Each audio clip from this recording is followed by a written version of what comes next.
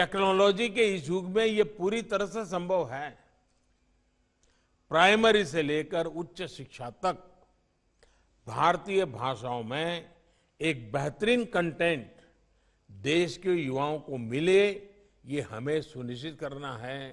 Medical हो, engineering हो, technology हो, मैनेजमेंट हो, ऐसी हर एक्सपर्टाइज के लिए भारतीय भाषाओं में कंटेंट का निर्माण करना जरूरी है।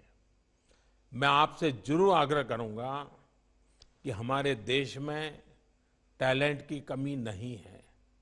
गांव हो, गरीब हो, जिसको अपनी भाषा के सिवाय और कुछ नहीं आता है, उसकी टैलेंट कम नहीं होती है।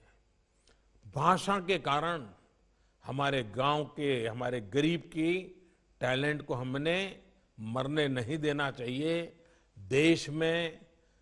देश की विकास यात्रा से उसको वंचित नहीं रखना चाहिए। भारत की टैलेंट गांवों में भी हैं, भारत की टैलेंट गरीब के घर में भी हैं, भारत की टैलेंट किसी एक कोई बड़ी भाषा से वंचित रह गए हमारे देश के बच्चों में भी हैं।